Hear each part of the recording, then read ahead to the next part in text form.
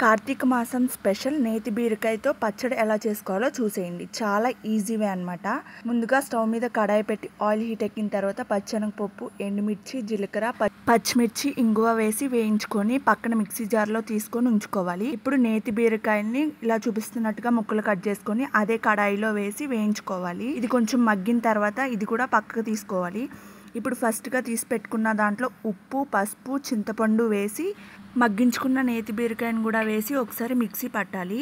వీటికి అమ్మడ బీరకాయ అని కూడా ఇంకో పేరు ఉంది. నేతి బీరకాయలనే కాదు అమ్మడ బీరకాయలు కూడా అంటారు. ఇంకా ఇదంతా మిక్సీ పట్టేసిన తర్వాత తాలింపు పెట్టుకుంటే టేస్టీగా ఉండే పచ్చడి రెడీ అయిపోద్ది.